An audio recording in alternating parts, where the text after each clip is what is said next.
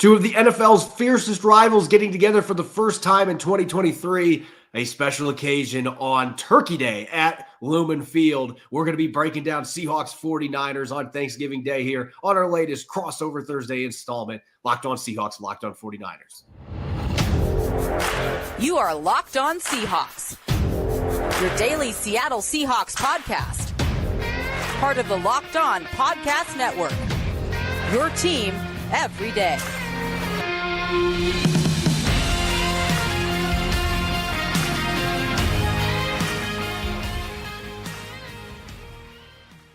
Greetings, 12s and 49ers fans. It's time for another Crossover Thursday special here on the Locked On Podcast Network. Locked On Seahawks, Locked On 49ers. I'm Corbin Smith, host of the Locked On Seahawks podcast.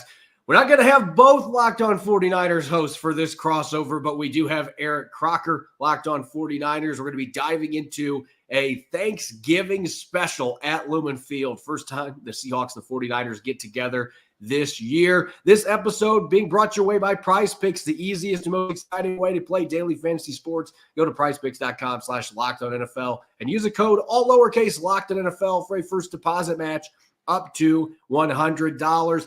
Eric, this is a game that I know Seahawks fans and 49ers fans, they have had circled since the schedule came out in May. Thanksgiving night, the first time these two teams have gotten together on Thanksgiving since, in 49ers fans' viewpoint, the infamous game where Richard Sherman had 2 picks on Colin Kaepernick, and he and Russell Wilson were at midfield eating turkey after the game.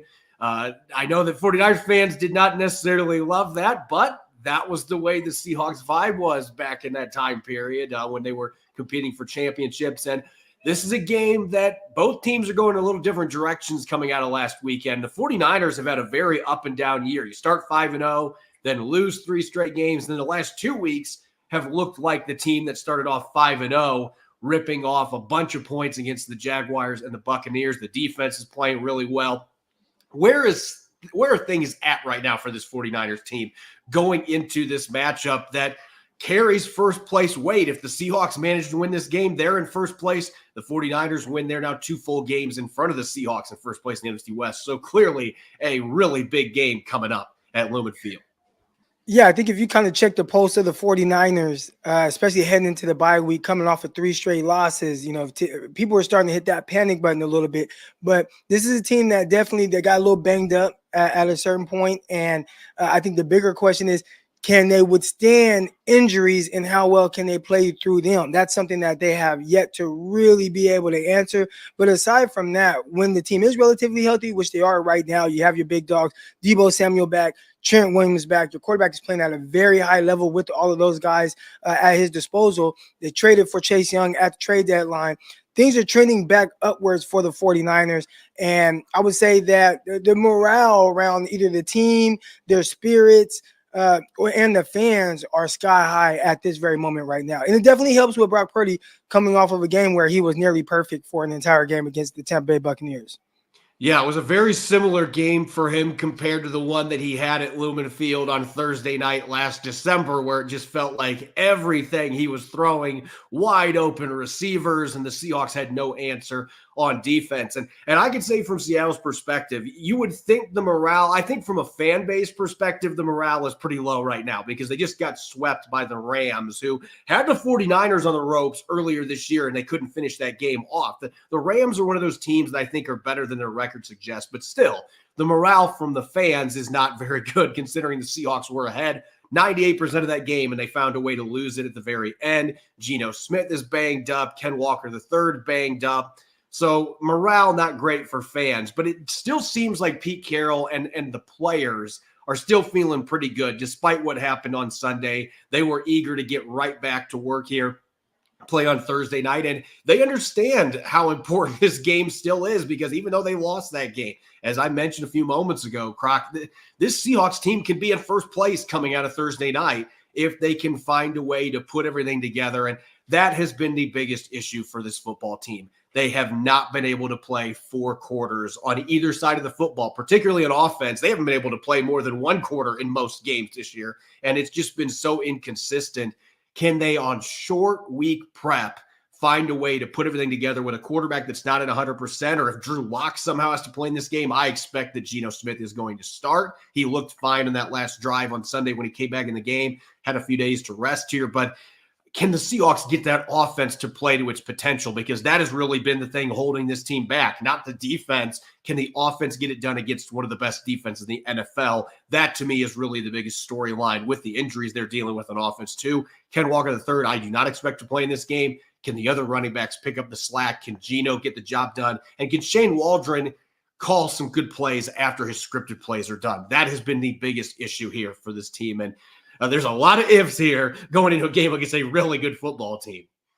You know, Zach Charbonnet, you talked about him having to fill in for a guy like Kenneth Walker. I really like Zach Charbonnet. When I saw the Seattle Seahawks draft him, obviously rookie out of UCLA, how hard he runs, I'm like, okay, that's a tremendous pickup for them and somebody that can definitely complement to a certain extent the way that Kenneth Walker runs. As far as the rest of just either guys that are banged up or how teams are playing, I think when these teams play each other, you kind of have to throw the records out of the window. You know, for a majority of the 2010s, we saw the Seattle Seahawks really just dominate the 49ers, no matter who was kind of out there, whether it was the early 2010s where they split or later where the Seahawks went on a crazy run. And you referenced that 2014 game where, you know, Richard Sherman and Russell Wilson ate in the middle of the 49ers. Feel like the fans still have a bad taste in their mouth for that. And I know that regardless of what's going on, when you have Pete Carroll on that other sideline, you definitely have to respect that team. They're going to be very well prepared regardless of who's out there. Even if a guy like Drew Lock has to go out there and play quarterback, he's going to have them prepared specifically for this game. I don't know if there's some other bad blood between Pete Carroll and the 49ers, but whenever they play, he has his team really up for the challenge. So 49er fans, I think, riding their high horse a little bit, coming off of last year where you swept the Seattle Seahawks, beat them in 3 straight games. Obviously, that's including the playoff game, but it's a new year. You reset all of that, and now you deal with what's at hand here. And the Seattle Seahawks, I think, regardless, especially if Geno Smith is out there, I think that gives them a better chance. You got a short week of preparation. You have a home game. I think those things kind of favor Seattle a little bit, but obviously some of the injuries and banged up, not having Kenneth Walker, we'll see what Charbonnet does.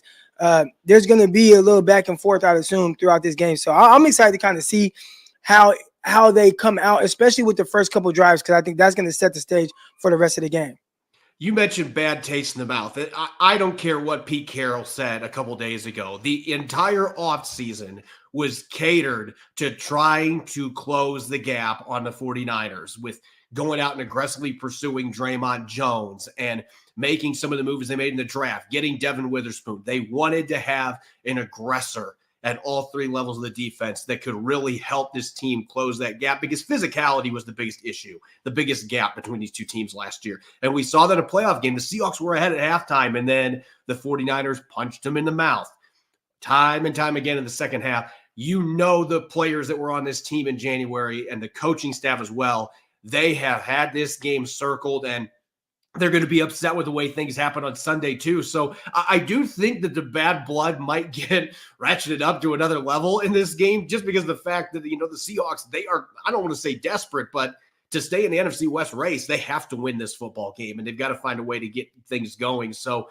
losing 3 games of 49ers last year, they certainly have that on their minds this week. And I know Pete Carroll's trying to push the right buttons behind the scenes. Hey, let's get some revenge here, and then we're right back in first place in the NFC West. And so I do think that this is still a very fun matchup. And speaking of matchups, coming up next, we're going to dive into some of the matchups to watch in this game. And I know from a Seahawk analyst perspective, there are a lot of matchups I'm looking at in this game going, oh boy, this has a chance to get ugly. But I also think the Seahawks have some matchups that could work to their favor going into this game as well. We'll dive into those coming up next here on our Crossover Thursday episode here on the Locked On Podcast Network, which is brought your way by Prize Picks. Prize Picks is the largest independently owned daily fantasy sports platform in North America. It's the easiest and most exciting way to play daily fantasy sports. It's just you against the numbers, and you're not battling pros and sharks. You're battling thousands of other players and you are picking 2 to 6 player stat projections. Watch the winnings roll in. Prize Picks is really simple to play. I can make my picks and submit my entry in less than 60 seconds.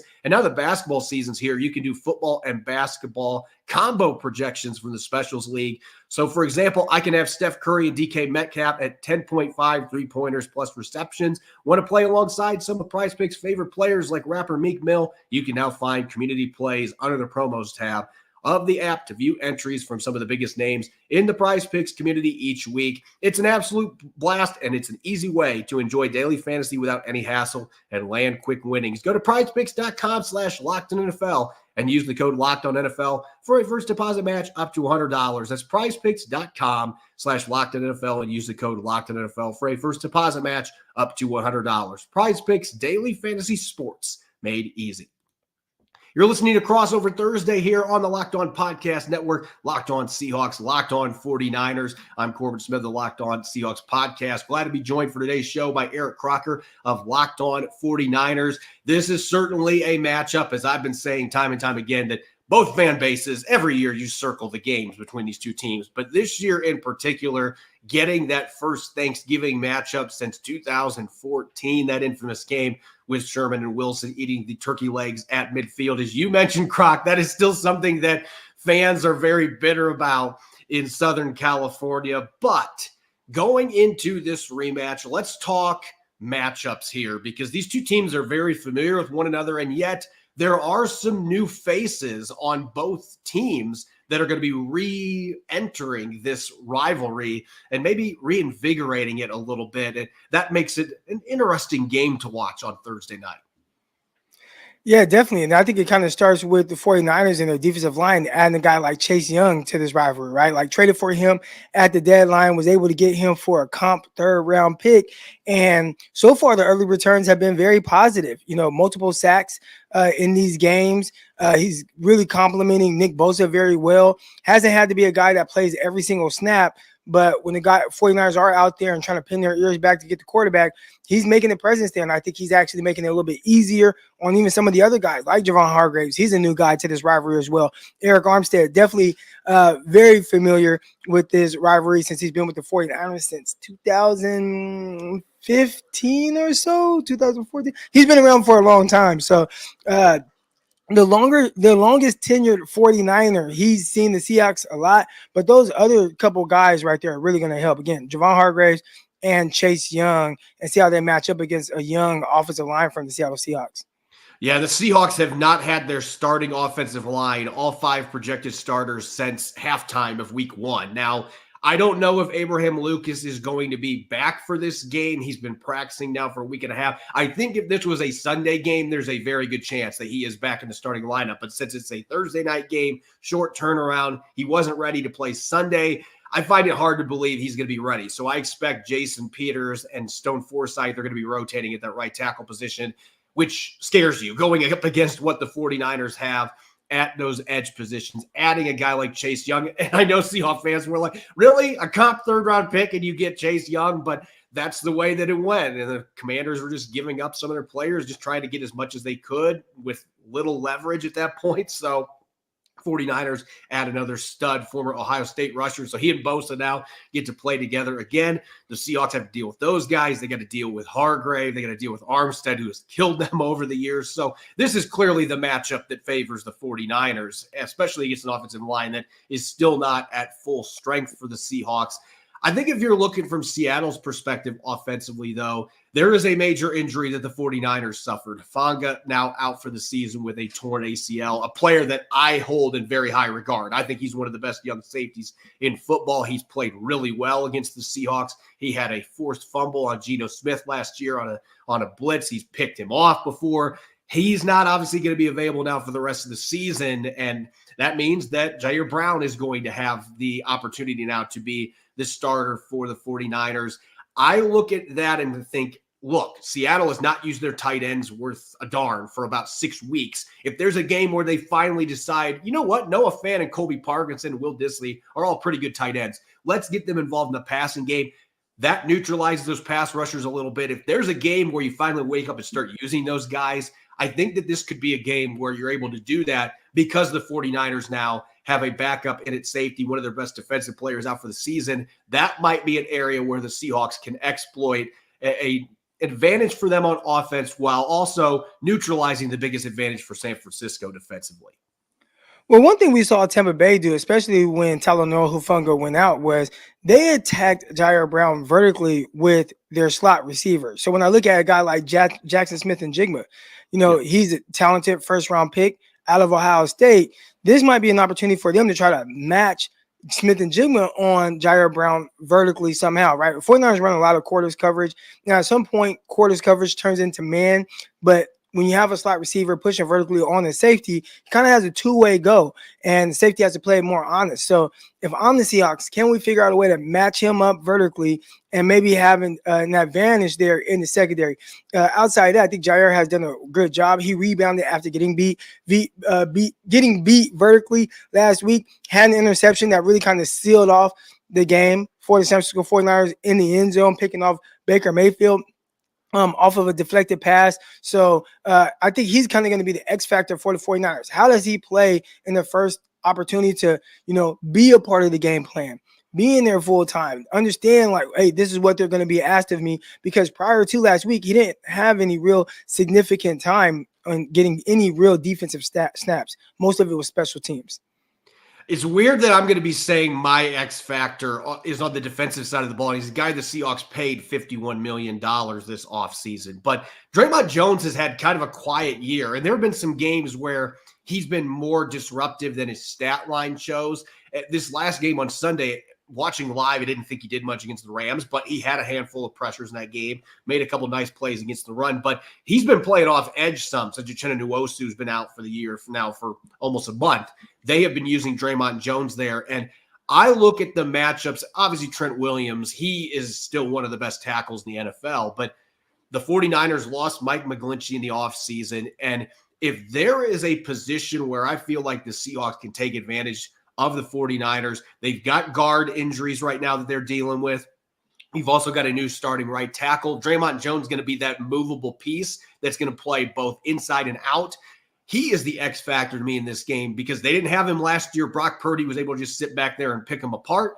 Can they get that pass rush going with Draymond Jones being the headliner? He really has not been that to this point. It's been Boye Mafe. Somebody's got to help Boye Mafe, though. Draymond Jones, to me, is a guy going into this game, if he can play to his capabilities with that versatility against an offensive line that's got some injuries, they've had turnover, maybe you could take advantage of playing at home with that home crowd behind you and get after Brock Purdy and maybe force him into mistakes, something they could not do last year because they had no pass rush against the 49ers.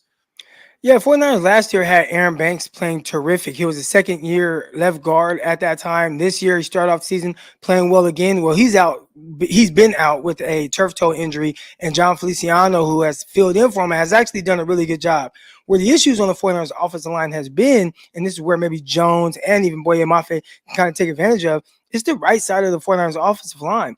Spencer Burford, who a lot of people expect to actually kind of take a back seat to Feliciano once Aaron Banks is back. Burford has not been great. Last year, he was rotating in and out with Daniel Brunskill most of the year, really throughout the entire season. Well, Brunskill's gone. So Burford's been having to hold it down, and it has been very up and down as most people would expect. At the right tackle position, you have McKivitz. McKivitz has not been great. And as well as Brock Purdy has been last year, having a perfect quarterback rating, 158.3, he still was sacked 4 times. That there has been a lot of pressure on him. Now he's been able to offset a lot of the pressure by really getting the ball out of his hands quick, timing and rhythm. I think just a heavy play action style offense helps as well, kind of offset an offensive line that isn't playing necessarily well. But if the Seattle Seahawks can get the 49ers in a position to where they have to be more of a drop back passing team, that's when guys like Jones and Mafe can really kind of be the X factors in this game and take advantage of what has been not a great offensive line, especially that right side. Yeah, getting some pressure on Purdy. And the other thing that always concerns you playing the 49ers is yards after the catch with Deebo Samuel and Brandon Ayuk, who really dominated Riq Woolen last year. One of the few games that Woolen has not played well in since coming to the NFL. He's got to have that in the back of his mind. But Devin Witherspoon was brought in. I think one of the reasons they drafted him is they were looking at that matchup against Deebo Samuel. I just think that is the ultimate football fans matchup there. Two guys that are extremely physical, play the game with high energy, tenacity. Those two guys are going to be going against each other. This is the game that you were bringing in a guy like Devin Witherspoon. And so that's one of those really exciting matchups that I know that fans on both sides are going to be looking forward to. And if the Seahawks can limit the yak for the 49ers, gives them a better chance to win this game. If not, there's a chance this thing could get really ugly early, as we've seen the last couple of years when the 49ers have been able to pull away. A lot of that's been that yak yardage that they've been able to generate. Now, let's switch gears now, Croc, to our keys to victory going into this game. And from a 49ers perspective, they're going to come in as a 7-point favorite. I actually thought it might be a little more than that with the way they're playing the last few weeks, how Seattle ended up collapsing on Sunday against the Rams. They just haven't played up to their potential, even though they're 6-4. It just feels like there's still been a lot left on the bone that they have not been able to take care of going into this Thanksgiving game. 49ers on the road at Lumen Field. What are you looking at from an offensive perspective? What do the 49ers need to do to go into town and for a second straight year win on Thursday night at Lumen Field? I think for the 49ers is really get the run game going. When you look at that 3-game losing streak by the 49ers, losing to the Cleveland Browns, where they lost Deebo Samuel and Christian McCaffrey midway through that game, losing to the Minnesota Vikings, and then losing to the Cincinnati Bengals, the run game, especially the yards per carry for Christian McCaffrey, was really down in those games. So can you establish a run game and kind of get things going early on to where now you make the Seattle Seahawks defense have to play a little bit more honest, where you have to respect the run, and then that's where the 49ers want to set up their passing plays, especially those big chunk yardage plays. You talked about the yards after catch from the 49ers. One area where they probably are drastically improved is hitting those 20-yard passes. And it feels like Brock Purdy is hitting them with ease every single game. I think a big part of it is getting the run game going early on. There has not been a better quarterback in that 10 to 20-yard range since Brock Purdy has taken over, and that's kind of his sweet spot. So the 49ers are going to really be trying to get those chunk plays right there. And I think it's really going to start with, again, getting that run game going early on from Christian McCaffrey, get him rolling and get that yards per carry up a little bit more, so it makes the Seattle Seahawks defense have to play more honest. Yeah, and I think from a defensive standpoint for the Seahawks, going off what you just said, if the 49ers are able to get Christian McCaffrey and company rolling early with that ground game, it's going to be really difficult for the Seahawks to have a chance to win this game. And this is not a slight on Brock Purdy at all. I think Brock Purdy has been fantastic. You can make a very good argument that he is a top 10 quarterback at this point. So this is not being disrespectful to him.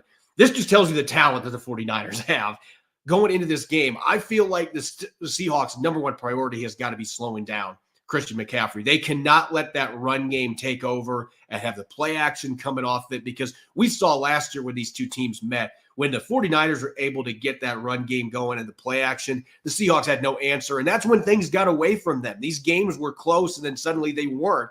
And so in this game, the Seahawks, other than the Ravens loss a few weeks ago, they've been really good against the run. They've been giving up under 3.5 yards per carry in every other game on average.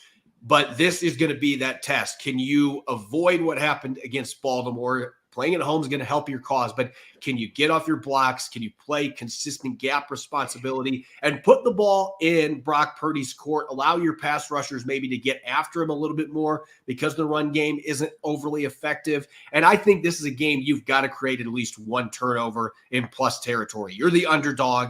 You need to find a way to get a quick turnover in 49ers territory and then capitalize on it on offense. It's one of those games where you're going to need a few of those bounces to go your way because you are the heavy underdog. And I think that's the key. Can you get that turnover in plus territory? Can you at least keep the run game from going off and dominating and setting up the play action? If they can do those two things, then Seattle can hang tough in this game, and it gives them a chance to at least be in the mix late in the fourth quarter, if not pull the upset. Yeah, and I think when you think about kind of keys to victory for the San Francisco 49ers, it probably starts on the defensive side of the ball.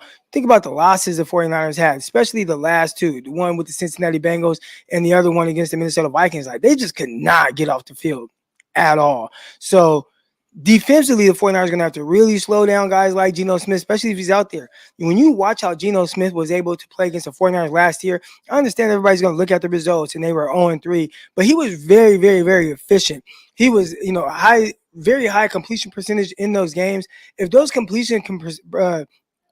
completion percentage for the Seattle Seahawks and Geno Smith can turn into moving the sticks and being first downs, I think that's where they can kind of make this a much more competitive game than a lot of people think. So Geno Smith being able to move the sticks early on and keep the 49ers defense more honest, that will really help. So the X factor for me is you got to get those stops. You got to get pressure on Geno right away. You got to get the sacks. That's why you pay Nick Bosa the big bucks. That's why you brought in guys like Chase Young.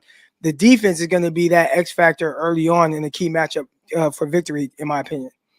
Yeah, this is going to sound like a broken record to Seahawk fans, but I mean, the Seahawks are 32nd in the NFL in third down conversion rate in the third quarter and the fourth quarter. Both of them. They have been atrocious, 20% conversion rate. In the first quarter, they're ranked third in the NFL. Again, it goes back to the idea this has been a very fast starting offense, and then the wheels fall off. And they have not been able to figure that problem out. This is not a good defense to go against trying to fix that problem. But at the same time, if the Seahawks can have more success on early downs and stick with the run game. Shane Waldron, he gets into neglect mode way too early with the run game, which that's got to bother Pete Carroll, being the coach that he is, liking to run the football. But they've got to stick with that ground game, even if it's not working early.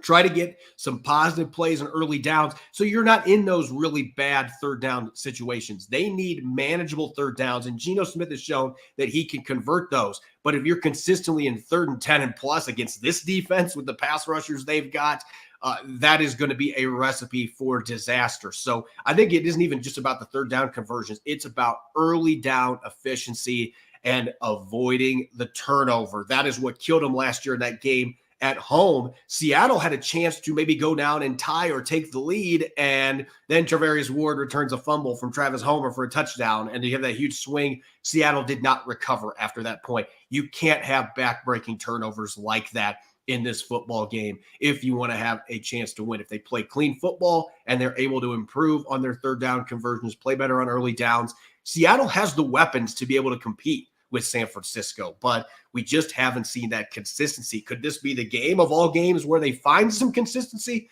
We'll have to wait and see. Sometimes they play up to their competition in the Pacific Northwest. As far as predictions, a little bit different this week. Normally, I dish out my predictions on Fridays. Well, we have a game on Thursday night, so we actually are going to do our game predictions here on this game day version of Crossover Thursday.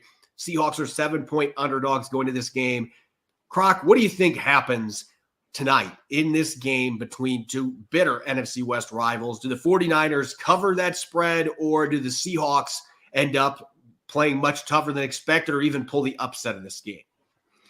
I think divisional games are always extremely tough, especially the road team traveling on a Thursday game. So I know the 49ers are favored by 7 or so points, and listen, I've seen the 49ers. They can definitely run away with a game, and all of a sudden it could be a 7-point game. Then they win by 17, and they end up scoring 30 points. We've seen that over and over. Because I have a little bit more respect for Pete Carroll, I won't say that'll happen. But short week, quick turnaround. I think the 49ers get a win, but I think it's closer than most people think. I would say 23-17 San Francisco 49ers. Yeah, you're more optimistic from a Seahawks perspective than what I am going into this game.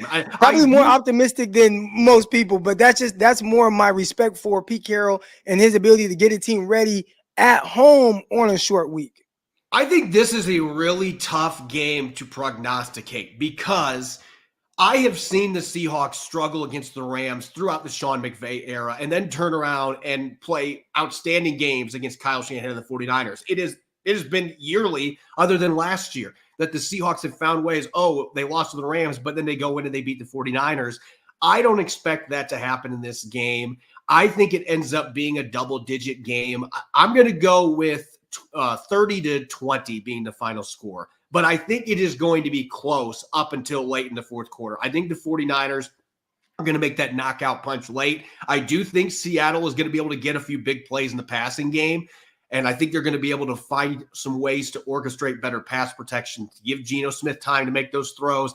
I just think the 49ers are just the better football team. I think Seattle has closed the gap some, but not enough to get the win on Thanksgiving night. So I'm going 30-20 with it being a game that's within 7 points for most of it. I just think the 49ers, their talent in the end is going to lead to that 10-point win. But I expect it to be a very competitive game. It usually is when these two teams get together. As always, you can follow me on Threads. I'm not on X anymore, but you can follow me on Threads at Corbin Smith NFL. You can follow Croc at Eric_Crocker on X. Make sure to subscribe to Locked On Seahawks and Locked On 49ers on YouTube or wherever you listen to your podcast so you don't miss a single episode. We will have post-game analysis coming up on Friday, post-Thanksgiving analysis.